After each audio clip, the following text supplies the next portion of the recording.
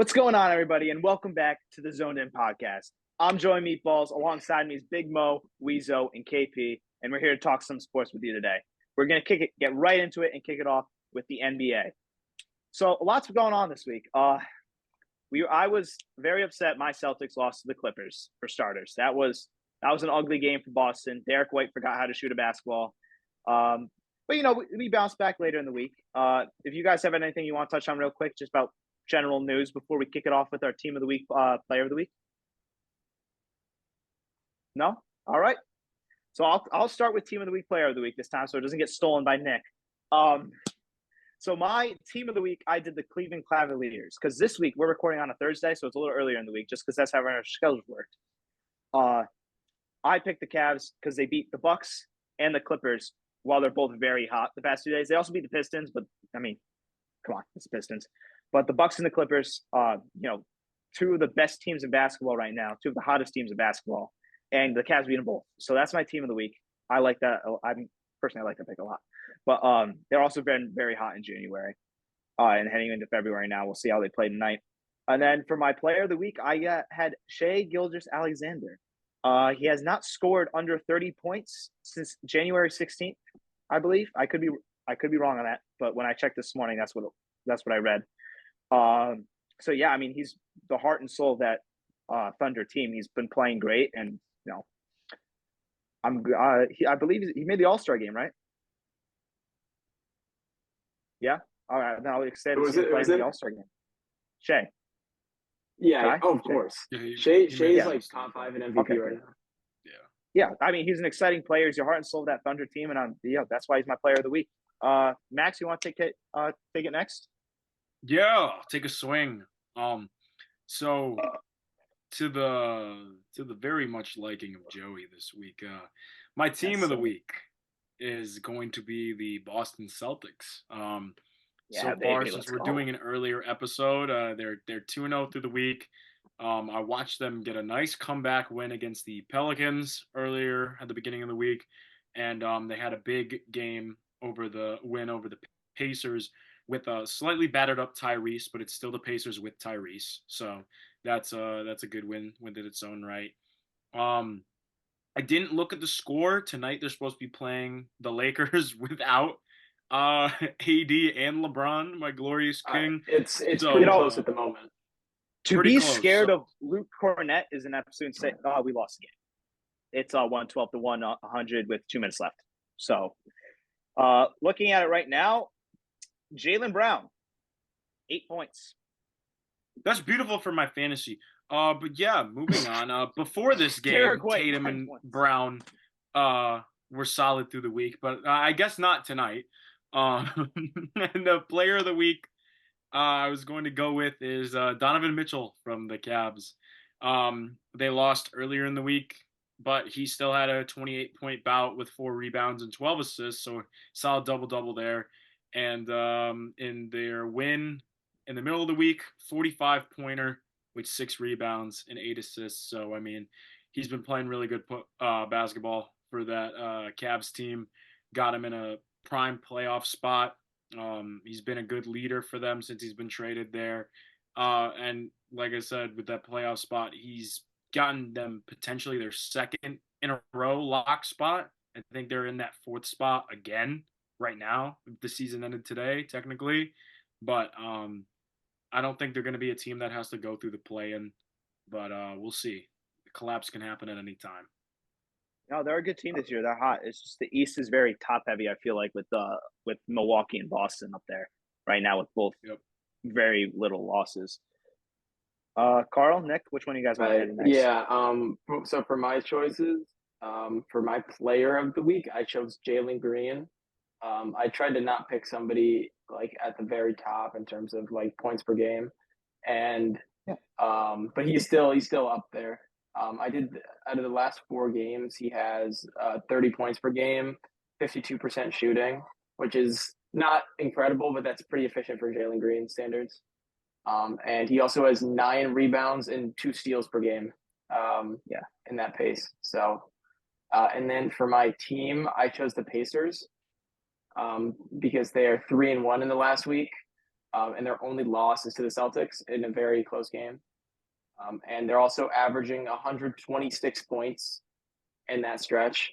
And I believe only half of those games were with Tyrese. And well, one of them was only for half the game. So pretty good. Yeah, no, they're a hot team right now too. They're a fun team to watch. I mean, even though they're like rivals with the Celtics right now, I want to see them win. I think Tyrese is a great player. He's fun to watch. I couldn't agree more. They deserve that honor. Nick, over to you, Weezo. What do you got for us? All right. So for player of the week, this one's going to be a pretty basic pick, but I think the results basically speak for themselves, in which I'm going to say it's Nikola Jokic. I know it's not much of a hot take to say Nikola Jokic is the player of the week, seeing how he's the best player in the NBA consistently. But the week he's had, he's played 2 games this week. He's put up 26 and 25 for points. And for assists, on his first game, he put up a stat line of 26, 7 assists, and 16 rebounds. And in his last game, against, I believe, let me check who it was.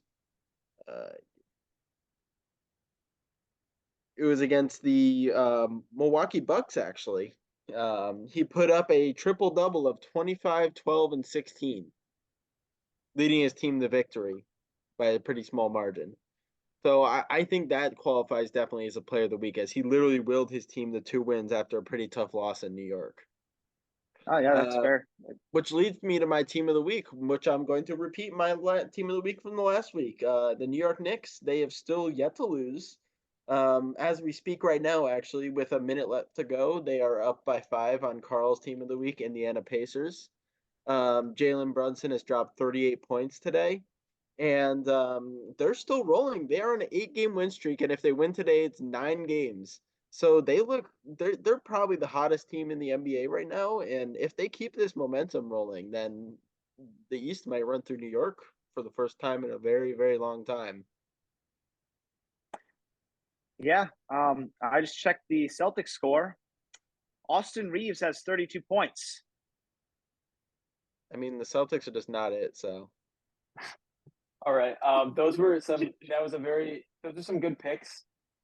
But to be honest, Nick, those are some very average Nikola Jokic stat lines. For him not to have on a per game basis. Yeah. For him not to have a triple double, it was the one that like a game without a triple double double stood out. He literally averages like a 30-point triple double. Exactly. I mean, but the Bucks win great player was a pretty big. I think you're picking. It's more the fact that it came against the Bucks. Well, I think it's just because Jamal Murray outscored him. Jamal Murray played very well that game, I believe. Yeah. Good picks. Yeah, right. I think you're just picking Nikola Jokic because you look like him.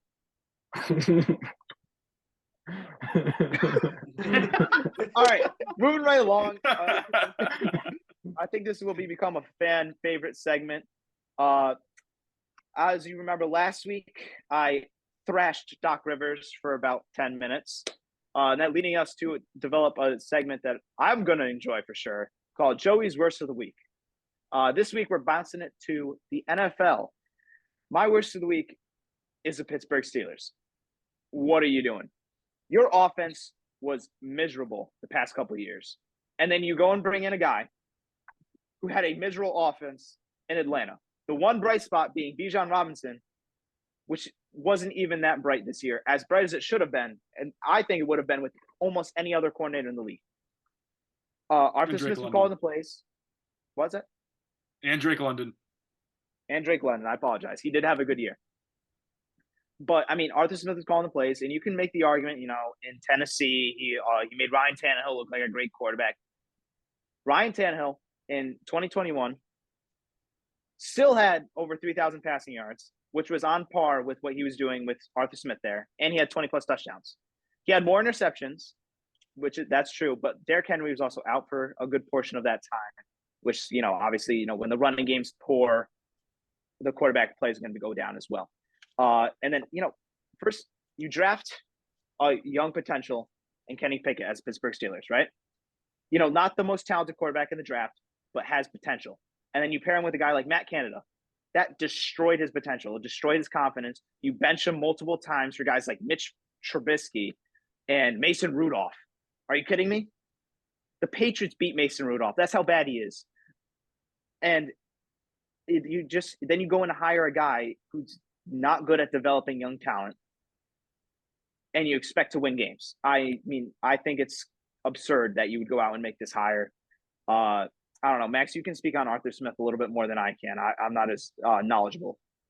Yeah, so I mean, 3 years of having him in Atlanta, he's if you put him in that offensive coordinator position, obviously, when you look back at his time in Tennessee, he had a guy like Derrick Henry running the rock. And if there's one thing Arthur Smith likes to do, it's run the rock. And he did that with Cordell Patterson first. He did it with Tyler Algier when we drafted him. And then, I mean, obviously, with Tyler Algier's success, he wanted to try and split those carries. But when you draft a guy like Bazan Robinson, you give him all the carries. You don't split. And I think that was a big fumble on his part. And I think the only thing the Steelers can look out positively out of this is that Najee Harris might be alive again. That's pretty much it. Because you see a talented guy like Jalen Warren, who's obviously was better this season as a back, and Arthur Smith's going to be like, no, not my guy. He's going to look at Najee Harris, and he's going to be like, that's my guy. And then, we're going to see Najee get a lot more touches, maybe a little bit more productivity. I'd say if there's anything they look out for now in the draft, it will be line for Najee Harris. But yeah, I feel like Arthur Smith, scheme-wise, I mean, Kenny Pickett's not going to improve.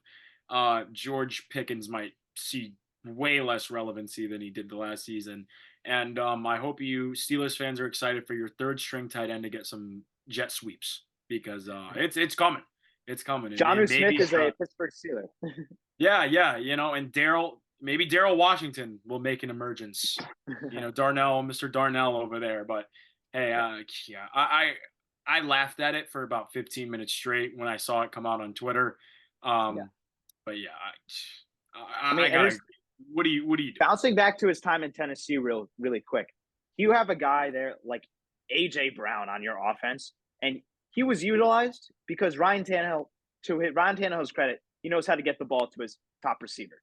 Right now in Tennessee, he didn't get a chance this season, but the season before, he didn't have anybody to throw the ball to. But I would say A.J. Brown was more crucial to Tannehill's success there than Arthur Smith was. Because you have A.J. Brown's a playmaker, plain and simple. Anyone else? Yeah, I mean, Carl, I know you know a lot more about Matt Canada than the rest of us. So if you want to touch base on that, not entirely, but I've seen some of Matt Canada's concepts were putrid, and he stayed on the coaching staff for way too long. I mean, his just the play calling and the concepts combined was like high school coaching. He should not have seen an NFL coaching staff. I think Arthur Smith's an upgrade. I just don't know how large of an upgrade necessarily. But we know that the Steelers are going to go 10-7 and lose in the first round of the playoffs anyway. So does it really matter? No. My biggest thing with it is they had a 400-yard passing game the first game after firing Matt Canada, right? Yeah. Who's calling the shots then? I don't remember. Who was it calling? Was it Tomlin? I honestly, no, it wasn't. It was not. Whoever was calling the shots then, I would have promoted to OC immediately. Well, the problem with that is immediately after their offense collapsed. But yeah, I mean, their offense aside from that didn't really look that great. Yeah. It was. I mean, it looked definitely better than before. Yeah, but it's they probably needed a whole to be better as a whole to be worse than a Matt Canada offense. Yeah, and also that was with Mason Rudolph, who will not be starting next year. That's true. That is true. So, all right, but so in conclusion, Pittsburgh Steelers. I don't know what it is that's making you hire these putrid offensive coordinators. I don't know if it's Mike Tomlin who wanting more control, or if it's just your GM or owner being cheap. But you got to step it up. You used to be a top offensive team in the league, and lately you've been horrendous. I used to enjoy the Patriots-Steelers games. Now I can't even watch them because it's some of the worst football I've ever seen since high school. So that cuts both Steelers, ways. That cuts both yes, ways. it goes both ways, Nick. Problem. That was the whole point of it. They need number 7 back when Pittsburgh. Exactly. I think it's Steelers, ultimately you are my worst of the week. Get the hell out of my NFL until you change your offense. All right, moving on. Conference championship review. We all suck. We all thought the Chiefs were going to lose. I should have known that. There was a little voice in the back of my head was saying it's all going to go wrong. Nick, can I fit? Nick, this is the third time you've interrupted me. Are you kidding me? Are you kidding me, Nick? We should have known better than to bet against Patrick Mahomes. It's like betting against Tom Brady in the playoffs. It's not a good formula. You're setting yourself up to lose. And then the Lions, they broke my heart. And I just want to come out now and say this. I did go on the record last podcast saying Brock Purdy could not throw under pressure. And for the first half of that NFC Championship, I thought I was right. I apologize, Brock Purdy. I was unfamiliar with your talents under pressure. Throughout your career, I've always been a big supporter of you. Last week, I just wanted the Lions to win so bad, I strayed away from the truth to push my narrative. So I apologize. I'm going to get out in front of that before the clip gets to TikTok. If it's already there, then I'm done for. But, yeah, if you guys have any thoughts on the conference championship, go right ahead. First of all, I didn't say that. I didn't bet against the Chiefs like you guys did. I said in my heart I want the Ravens to win, but there's a voice in my brain saying that Patrick Mahomes is going to do what he does again. And he did, unfortunately for America. But also, I'm pretty sure that Patrick Mahomes, at least winning percentage-wise, is better than Tom Brady in the playoffs. I mean, hey, that's real. He has 7 rings. I think better in the playoffs. What? That's real. Oh, the rings, yeah. No, and let's be honest. Hey, Patrick Mahomes doesn't have to go through Peyton Manning, all right, or Joe Flacco, because Joe Flacco's elite. I mean, Joe Flacco's in the playoffs. But he has to go through Josh Allen not better and Lamar than Jackson. Joe Flacco? Yeah. Also, not was Joe Flacco himself? Joe Flacco himself was in the playoffs this year. So your point is moved. Yeah, but Nick, he didn't play him. And I'm saying he played the team that beat the team that beat Flacco. All right. Oh my God, dude. What was that? The better point there is he had to go through Josh Allen again, and he had to go through Lamar Jackson. Yeah, who are two quarterbacks on the level of guys that Brady played. Okay. I mean, I think I will give you that. There's probably more credit to the Chiefs defense, but yes, Mahomes did play phenomenal as well. Yeah. I mean, and my whole thing, obviously, I'm going to be a big Brady supporter, big fan of Boston sports. I mean, I know the quarterbacks Mahomes is playing now is good. Most of this is just copium. However, I mean, Peyton Manning, he's my number 2, number 3 best quarterback ever. And that Ravens defense is probably the best defense I've ever watched play football. That Brady had to go through, not the one this year. The one this year was phenomenal as well.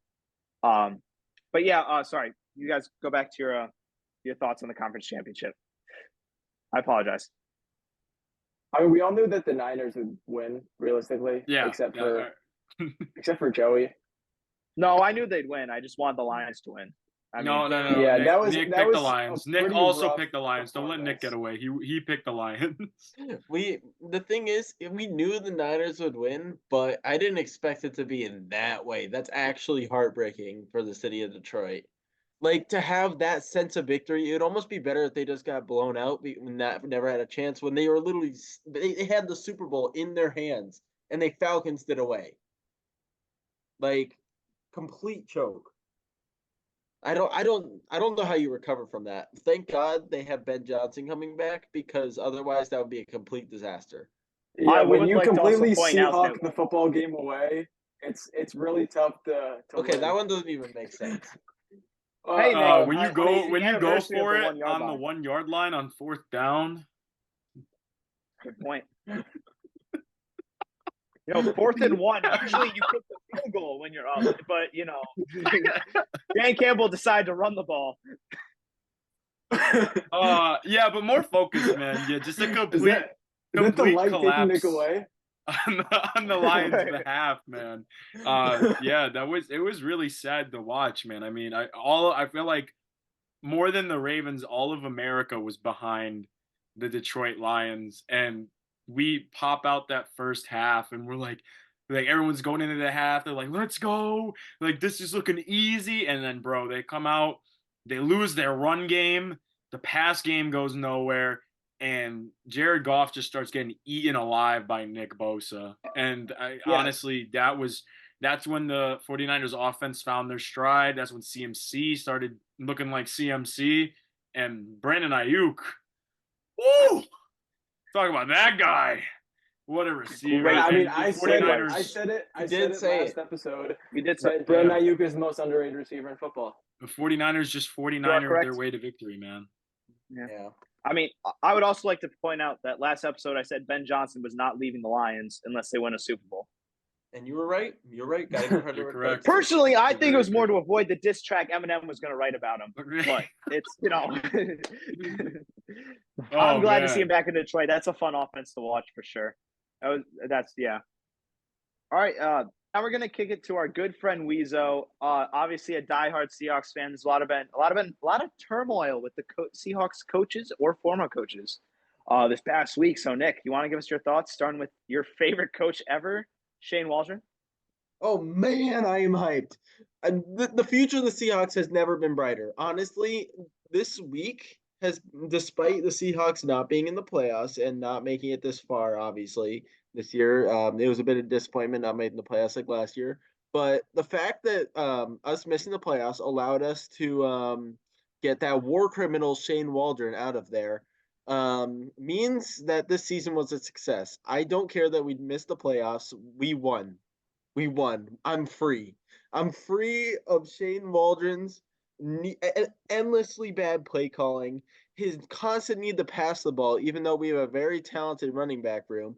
He brought us from a very good rushing offense to one of the worst in the league this year, despite the team barely even changing. If anything, it got better, but the offense somehow got worse. The only constant there is Shane Waldron, who got worse over time.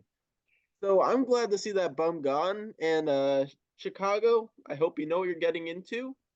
Your entire franchise is a lolcow, and you're going nowhere. Just a quick thought. Could it possibly, part of the reason have been drafting a third wide receiver when you need offensive line desperately? Could another part of that be drafting a second running back in the second round? I will admit the running back in the second round was a pick I didn't understand at the time, and I'm still waiting to see if that one will pay off. So we will see. However, I do think the JSN pick was a good one, as it was best available. I was surprised to even see him still there at our pick, and he's been a very good wide receiver for us.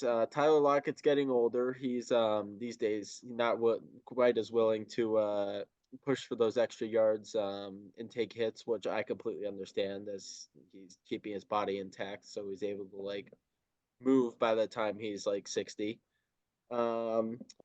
But he's on his way out. He's still very good. He's still a good route runner. He's still a good receiver, but we need to plan for a future without him, and I think JSN is that future out of the slot. So I'm happy. I think Jake Bobo is the future. Jake Bobo.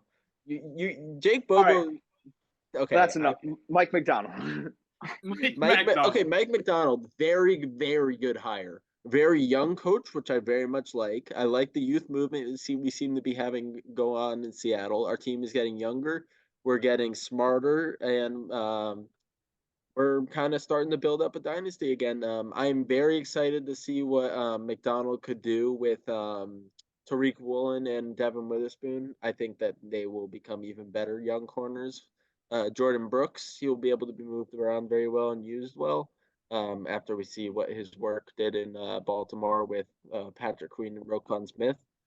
In general, I think our defense is going to be very well off. I just think that in order to complement his defensive play calling, we need to pick some kind of nose tackle or run stuffing because we have been very historically bad at it the last few years. We always have one game every year, usually around the end of the year where we need to be winning games, where we give up like 200 rushing yards and lose in embarrassing fashion.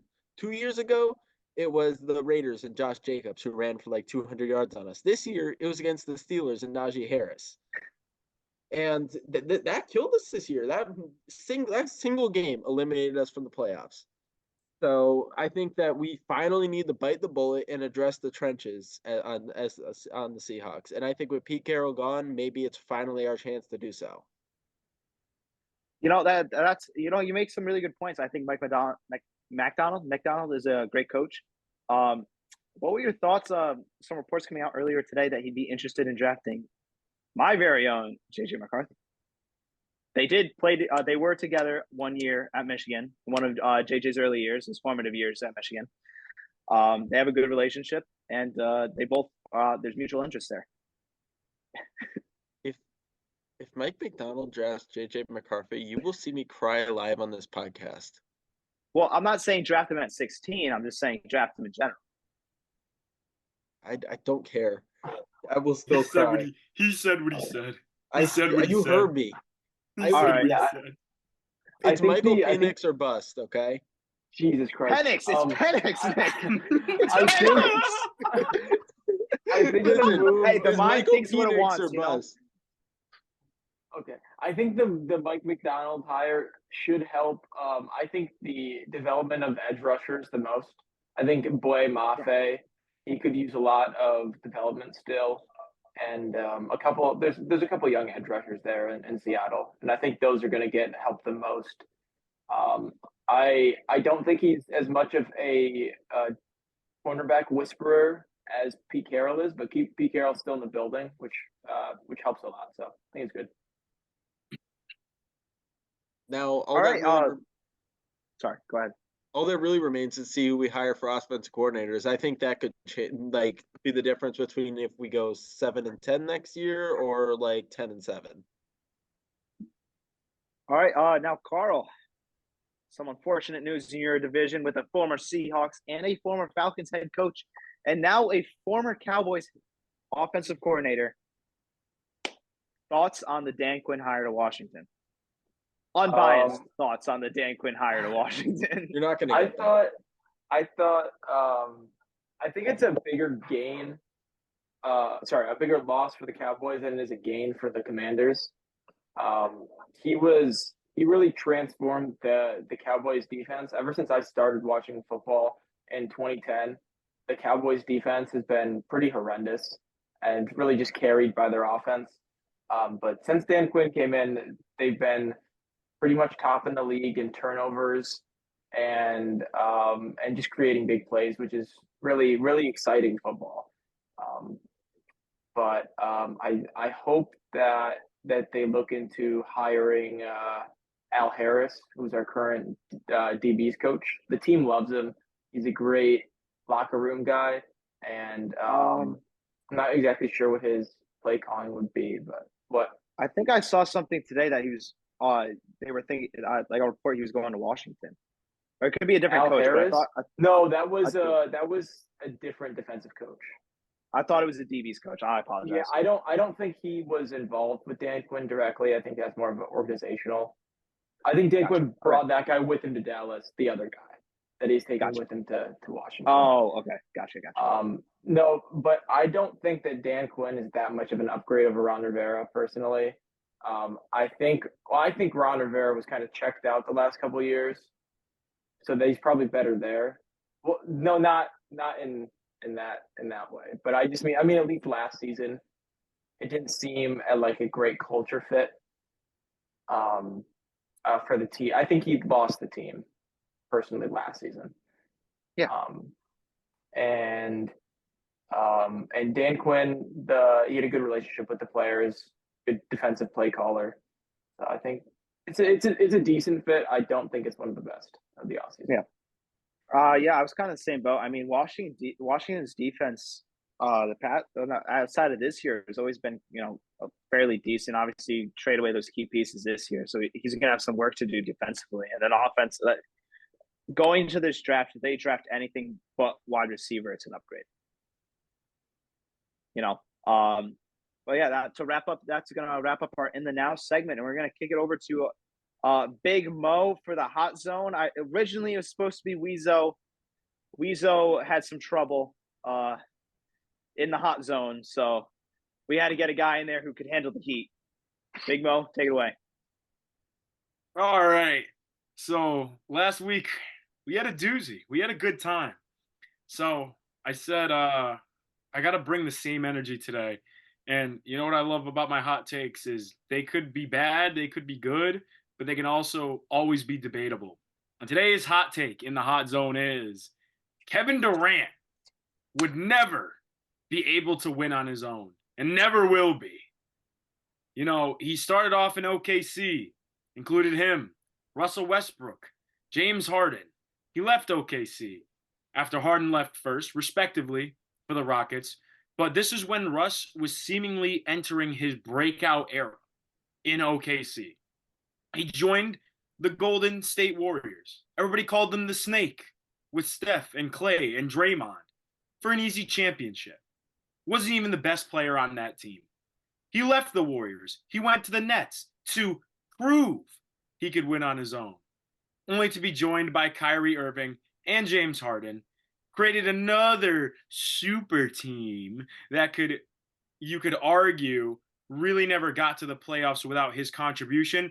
But you know what he did? He stepped over the line. And when the times got tough, what did Kevin Durant do? He left again.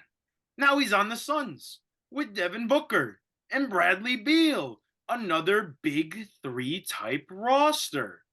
Most games of this season being carried by Devin Booker, not even KD.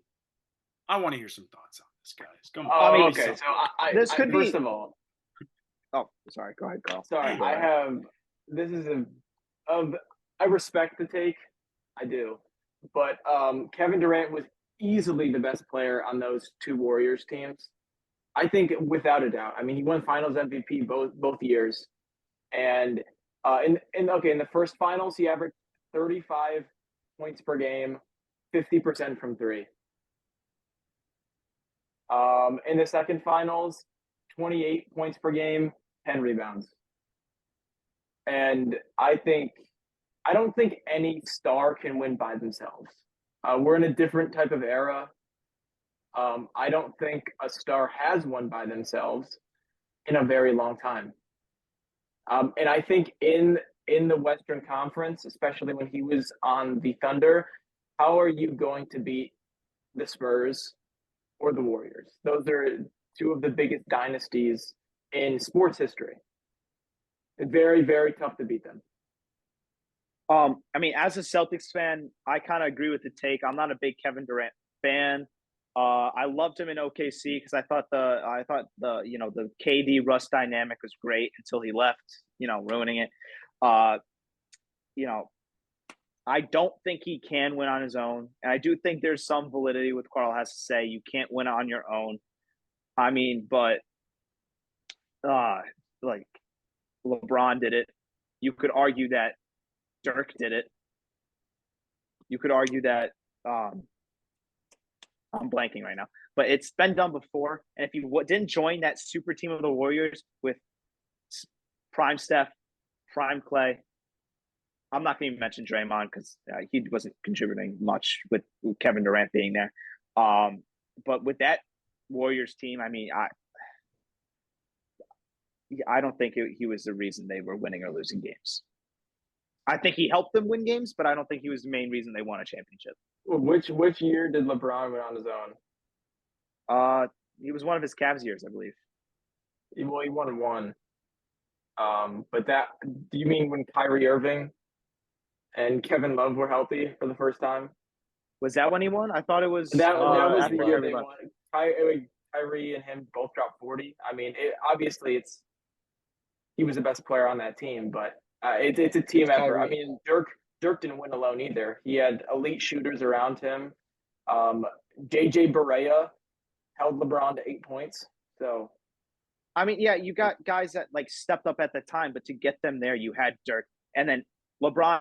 It was. I remember. I just looked it up. It was 2016 was your, I think, was. He didn't win. I apologize, but he carried that horrid Cavs team to 6 or 7 games against that Warriors team.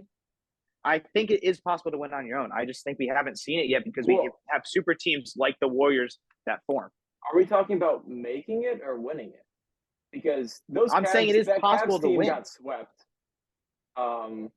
and they bulldozed through a weak Eastern Conference.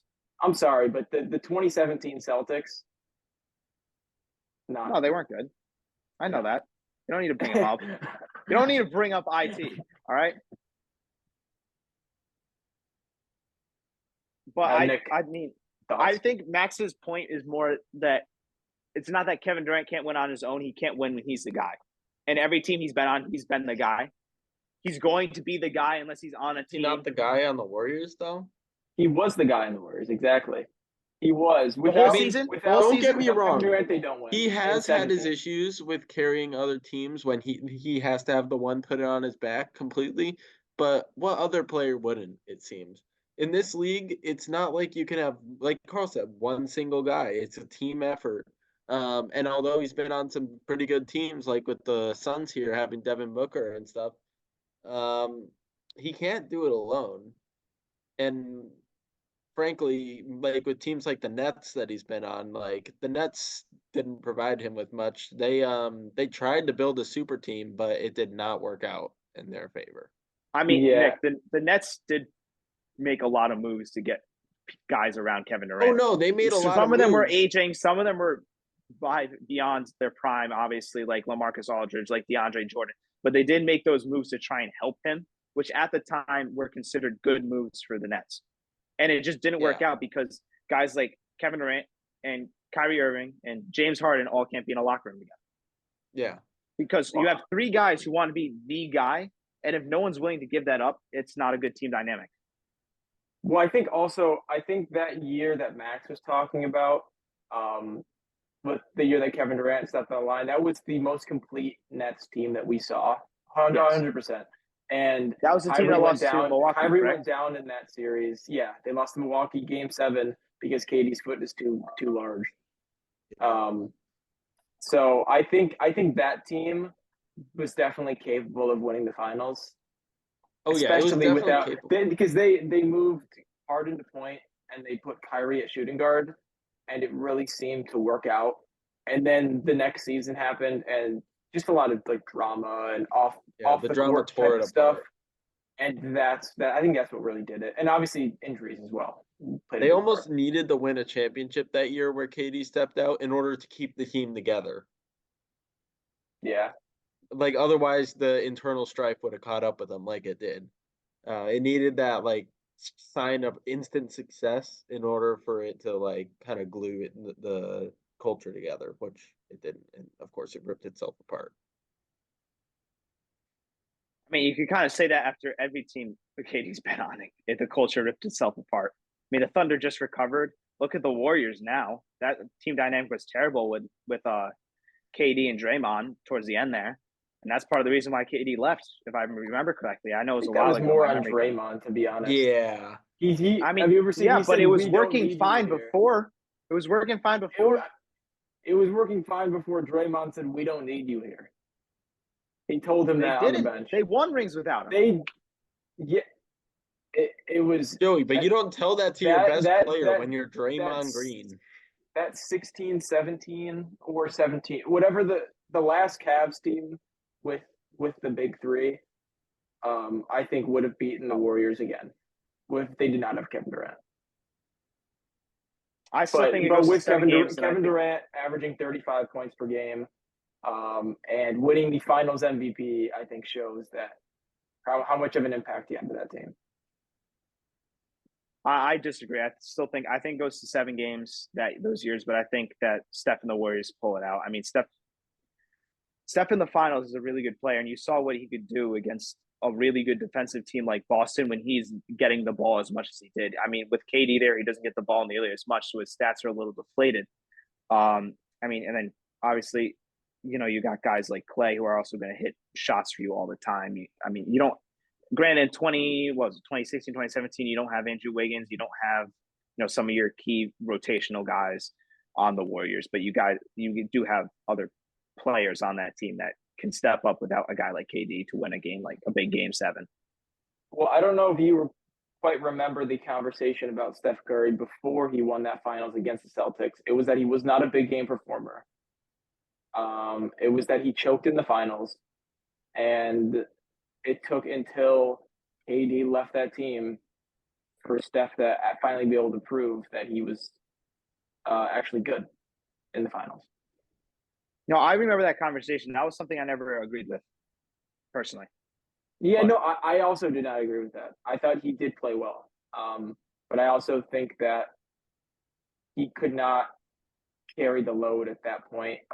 Just because without KD, that rotation wasn't good. The 2015-16 team had a very deep bench and had very capable players.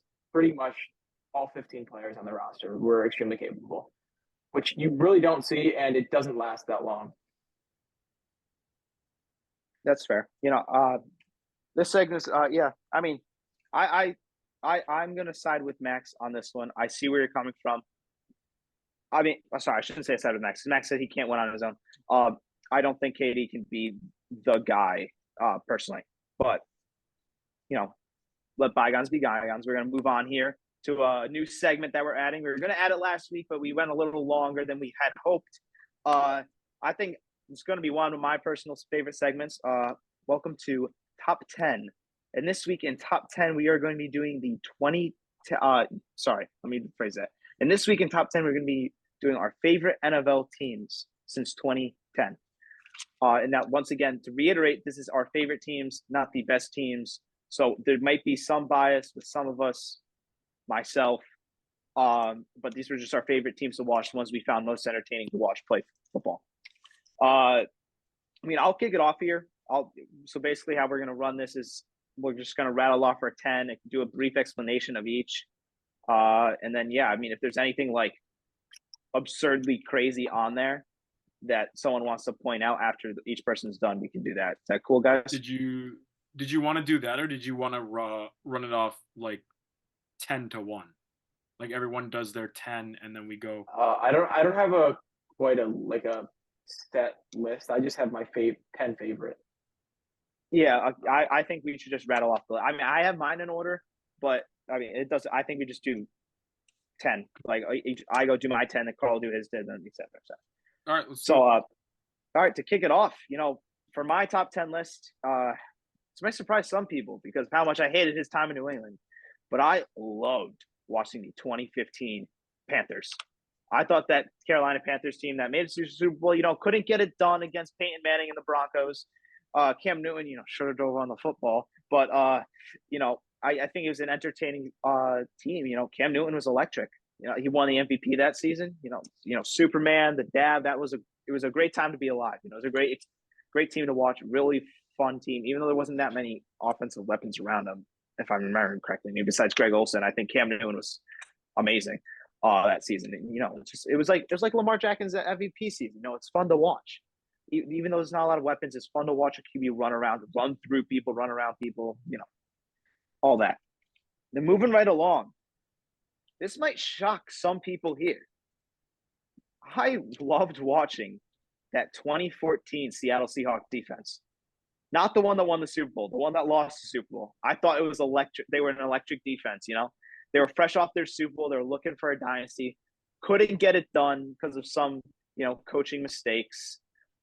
Nick, this is not a shot at you, all right? You don't need to make that face. But yeah, I loved watching their defense. As a linebackers guy, watching Bobby Wagner in his prime was just an entertaining thing. But yeah, that 2014 Hawks team was good. One of those years is that you think, maybe Russ can pull out an MVP vote or two, and just couldn't get it done. Couldn't get it done in the Super Bowl. It is what it is. Moving right along, the 2012 Ravens. I believe that was the year they won the Super Bowl. Correct me if I'm wrong. 2012. Yeah. Yeah. You are correct. that Ravens defense was fun to watch. Obviously, you know, guys like I said, I'm a linebackers guy. Guys like Ray Lewis, Terrell Suggs, they're fun guys to watch at the position. Ed Reed being there, obviously, a hard hitting safety is always a fun thing to watch as well. You know, offensively, I'm not going to get into some of the actions of Ray Rice, but Joe Flacco, you know, that's when he started. Like, oh, I'm elite thing. That, you know, it was a funny joke there, and it's a good, you know, good team to watch. Exciting, especially defensively. And then I apologize, Big Mo, but the 2016 Patriots. I mean, they might not have been the most entertaining in the regular season. You know, they had some absolute bums at receiver, like Chris Hogan.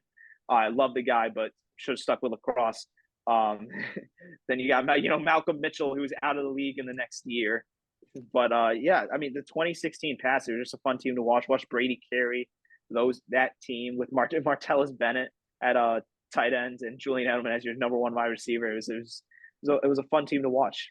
It was fun to see such great quarterback play. The 2018 Rams, the ones that lost to my Patriots in the Super Bowl as well. I mean, that game they had with the Chiefs that year. How about that, huh? A Monday Night Football with those ugly uniforms. That was a fun team, right? I mean, Jared Goff looking like a true quarterback. You know, that defense obviously being elite, putting up 50-something points in a game against the Chiefs. It's a fun game. It's a fun team. Now into my top 5. These guys know it. I've always been a big Drew Brees guy, so I had to throw a Saints team on here. The 2018 Saints. We were robbed of a Brees-Brady Super Bowl. Ultimately may have resulted in a Drew Brees Super Bowl win after seeing how poorly the Patriots played offensively that year. But I mean, you know, it was a fun team to watch. They were fast on offense. Drew Brees looked great. Once again, you know, could never get those MVP votes. But, you know, guys like Alvin Kamara, Michael Thomas, it was a fun team to watch. It had a good dynamic to it. And then I got next for 4 and 3, I got 2 Broncos teams, the 2012 Broncos and the 2013 Broncos. My memory is a little foggy on the 2012 Broncos, but I just remember real Broncos. Offensively, they were a fun team to watch. In 2013, obviously, you know, they go on and they lose the Super Bowl to Seattle, but they were a fun, exciting team on the field offensively. I remember, you know, I think that was the year Wes Welker actually ended up in Denver. And as a Patriots fan, I always wanted to see Wes succeed after we kind of, you know, pushed him out the door with the up and coming of Edelman and all that. And then moving on to my top 2, the Jimmy Garoppolo-led 2019 San Francisco 49ers. I know. This may not be everyone's favorite team to watch, but I mean, they offensively, you know, they were nothing special offensively. Defensively, I enjoyed watching them. I mean, and offensively, I believe that was year Deebo Samuel was playing like 8 positions. No, not that year, Carl. Is that the year after? Yeah. Oh, well, I'm sticking to it. I mean, listen, as a Patriots fan, I always want to see Jimmy Garoppolo succeed. Obviously, you know, he sucks. But, you know, also as an Italian American, you want to see, you know, one of your own, you know, make it far in football, which doesn't happen too often. So Jimmy Garoppolo in the 2019 Niners was a fun watch for someone like me. And then to round off my list, Nick, can you look at me in the eye for this? The 2014 Patriots were my most favorite team to watch in the 2010s. And let me tell you why. Let me get nice and close here. It was my favorite Super Bowl. Down 14 going into the fourth quarter. They make a comeback. Jermaine Kearse makes a Circus Olay catch on the 1-yard line. I'm crying. I think the Super Bowl's over. I think it's lost. I think we're done. I think Tom Brady fell off the cliff because I listened to that dumb NFL analyst. And then Malcolm Butler from the depths of hell comes out of the defensive backfield and picks off Russell Wilson on the 1-yard line. 10 years ago today, and I jumped for joy. I said there's no way they were stupid enough not to hand the ball off to the best running back in the league in Marshawn Lynch. But they were. And Nick will never live it down. And that is why they are my favorite team. in the 2010s. Wow, Thank you. The acting on that was beautiful. Spectacular. Oh my gosh. I dipped into my my Stone Cold Steve Austin impression there a little bit. Yeah, I'll kick it to Max now. Sorry, I probably went a little too long there, but I have this organized too. And I being the little bit of the older one here by a bit, I've seen quite a bit of football, maybe by another year or two. But at my 10th spot, I had the 2010 Pittsburgh Steelers.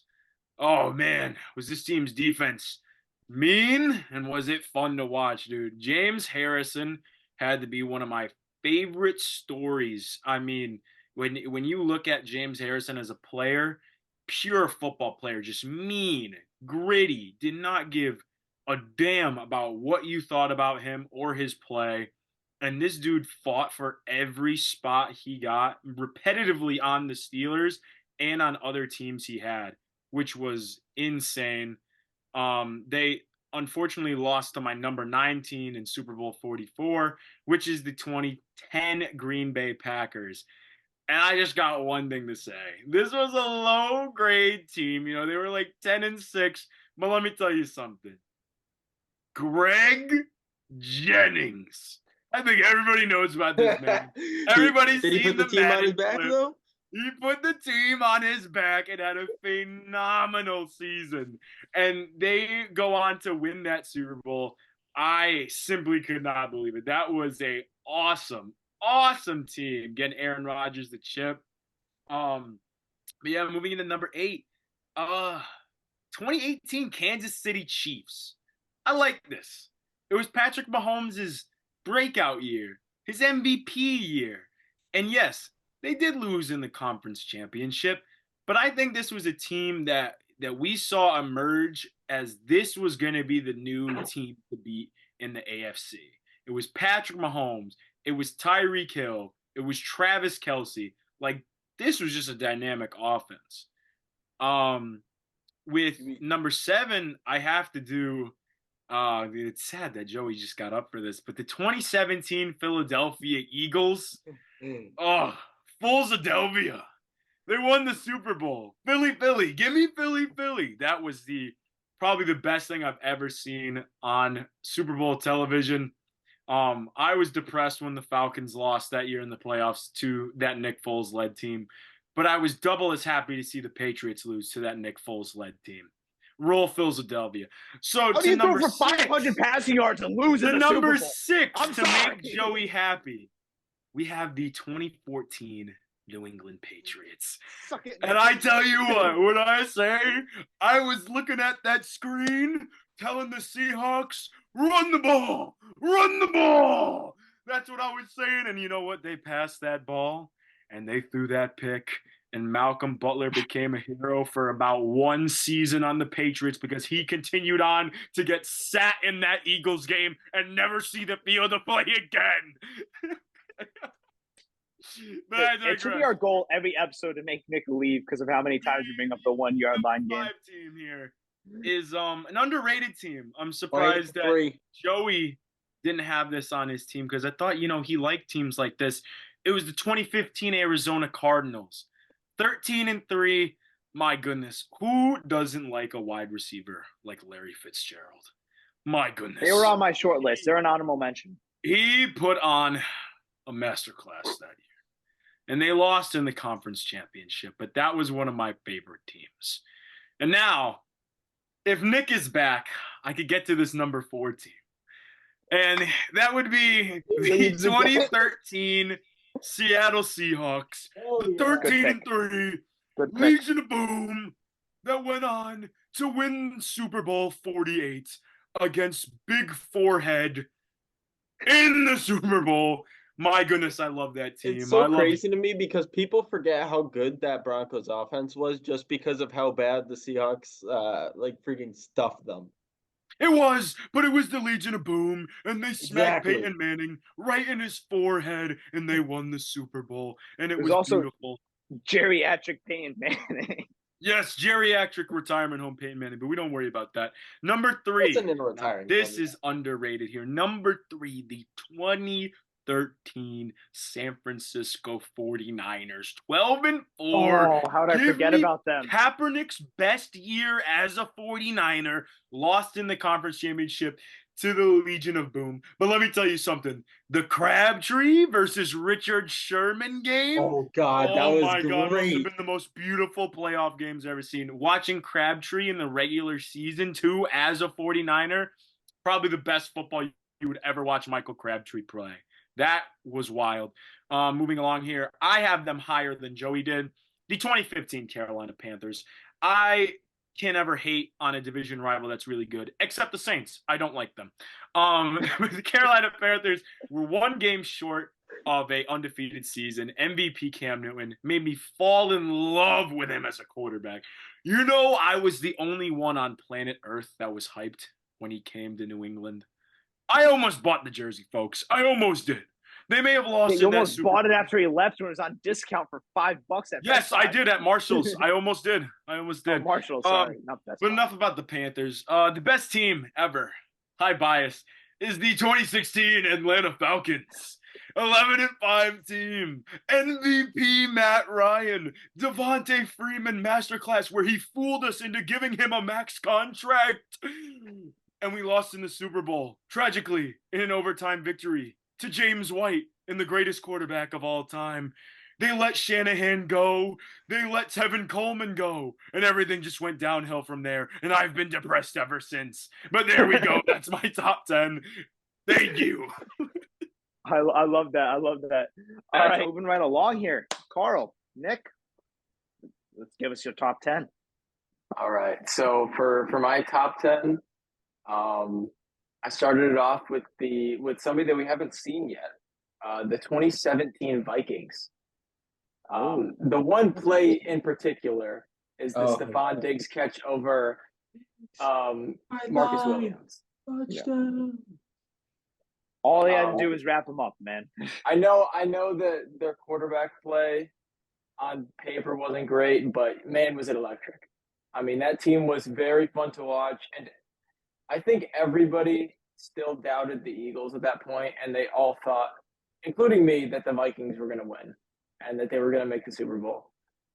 Well, when you go into it with that kind of momentum like they had, I mean, it's hard to root against them. That was an extremely talented roster, and it was very, very exciting team. I think that's the best their defense has been in a while. Still, when Xavier Rhodes was good, roads were closed every Sunday. And Harrison Smith was in his prime. I mean, it was a very exciting team.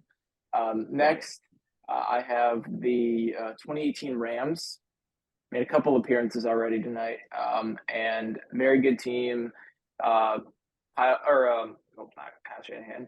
Sean McVay made Jared Goff look elite, like elite, during the regular season, and they got it done in the playoffs, including against my Cowboys. But that was a very exciting team to watch during the regular season, especially that game against the Chiefs. Absolutely electric. Weren't too exciting in the Super Bowl. I loved watching punting. Number 8, I have the 2016 Falcons. We've touched on them quite a bit. It was a very exciting team. And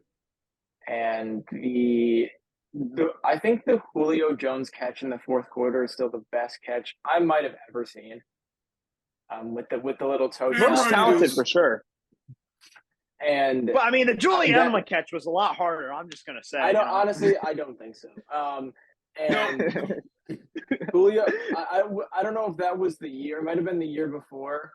Actually, I think that was the year that Julio went for 300 in a game and Moss Kuechly. That team was awesome to watch, man. And they had their defense was pretty much all comprised of rookies. Deion Jones played very well. Phenomenal drafting. Very, very exciting team. Next, this is before they've cursed my franchise. The 2010 Packers were super exciting to watch. Aaron Rodgers was just slinging it, you know. You got James Jones, you got Greg Jennings. just Jordy Nelson, just so much aura. I can't believe, as the biggest Greg Jennings fan in the world, I did not throw Greg Jennings in my top 10. It's a travesty. It is a travesty. I blame Nick. Number 6, I have the most recent team on this list. I have the 2023 Ravens. I think they were very, very exciting to watch. I had put them. I got confused on the segment. I had put them on my some of like the best teams of all time. They, I believe, had the second or third highest EPA of all time, which is efficiency for you guys that don't know. And I think they were just behind the 2007 Patriots in terms of efficiency.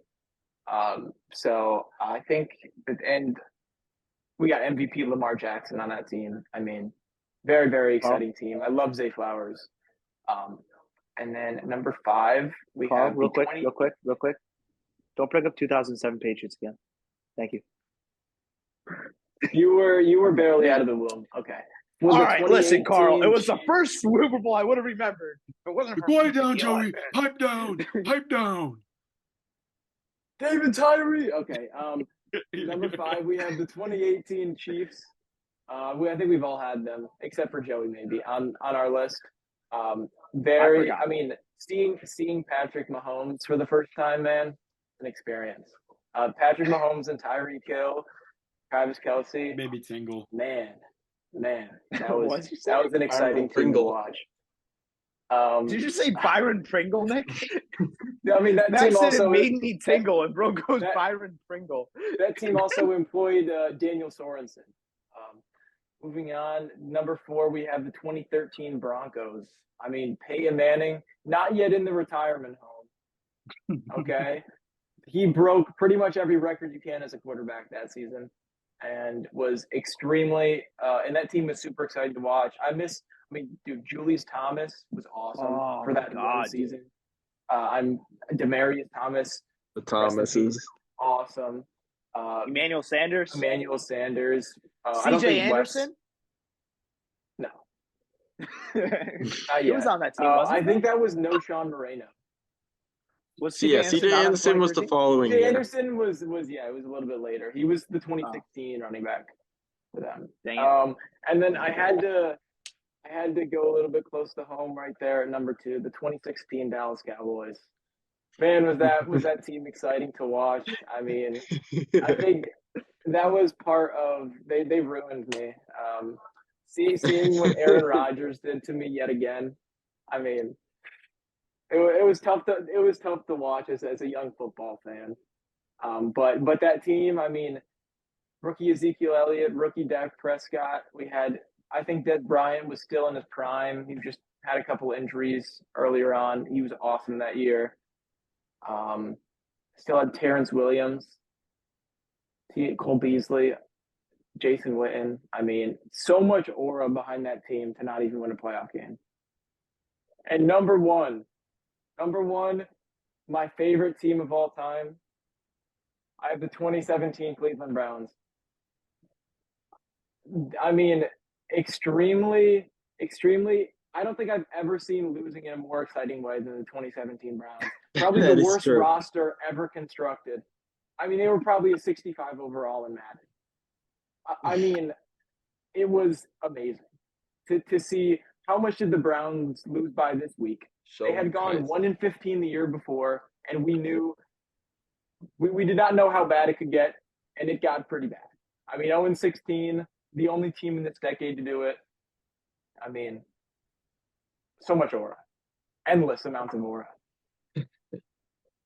I That's thought beautiful. you were going to say something that was going to make me so upset for some reason. And then you pull out one of my favorite teams. Everybody was a fan of the 2017 Cleveland Browns and the 2018 Cleveland Browns. So I love it. Mm. All right, Nick. Let's hear it. All right, it's time. Let's get this trash on the road.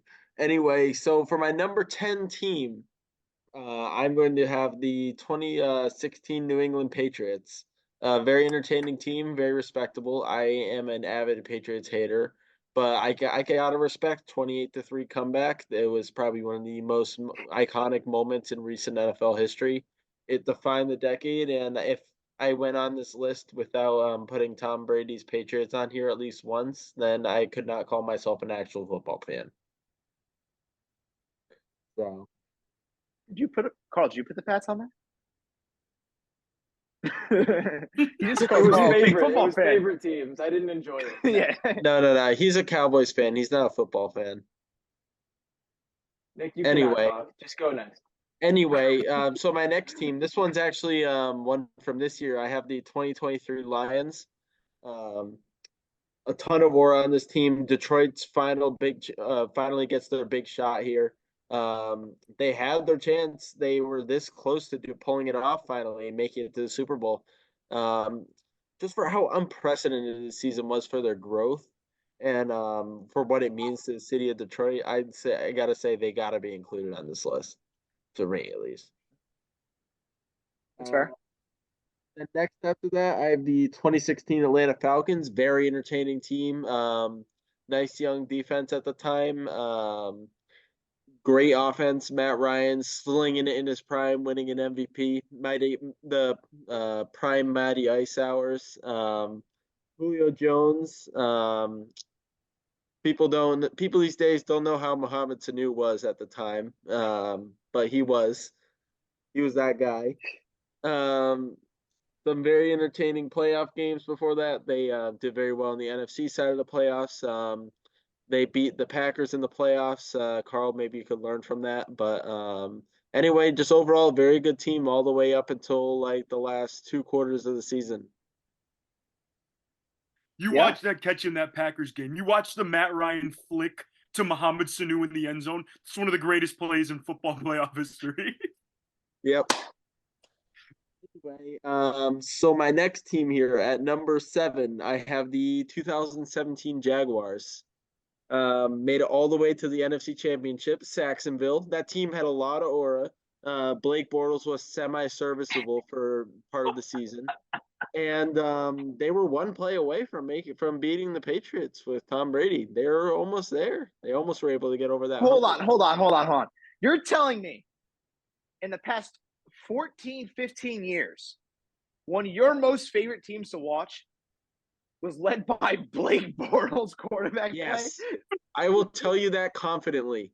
No, okay. No, Nick, rewatch the wild card game, Bills, Jaguars, probably the worst quarterback play I've ever seen. 86 rushing yards to 84. It was like 10-3.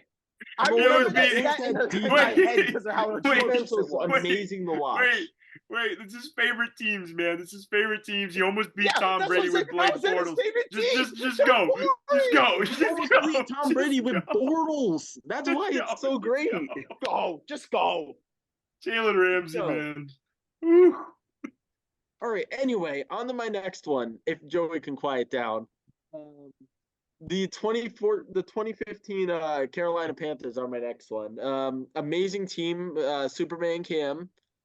They got nearly all the way, nearly an undefeated season if it wasn't for Max's Falcons playing spoilsport near the end of the season. But that team had a lot of energy to it. I was actively rooting for them against the Broncos in the Super Bowl, but that didn't work out because Von Miller owns Cam Newton's facility. But anyway, yeah, just a very fun team overall, and it was nice to see Cam in his prime before everything fell apart, just like the ligament in his elbow. I think we all love his signature touchdown celebrator. It was his shoulder, Nick. We love Superman Cam. His shoulder, whatever. Close enough.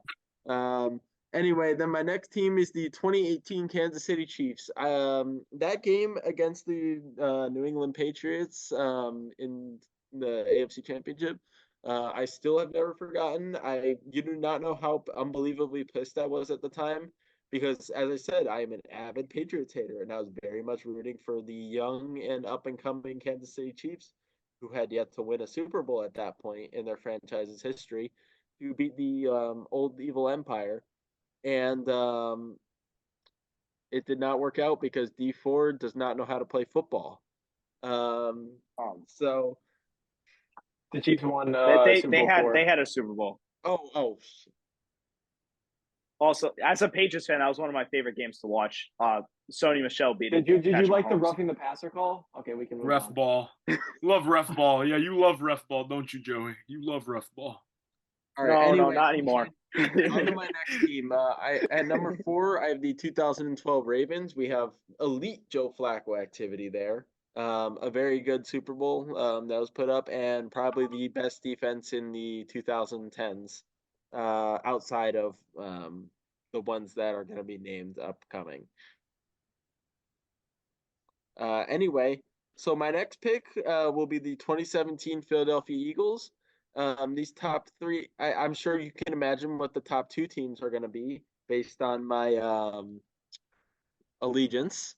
But completely non-biased takes here, by the way. But I picked the 2017 Eagles because they completely embarrassed the New England Patriots, and there's nothing more I love than a team that does that.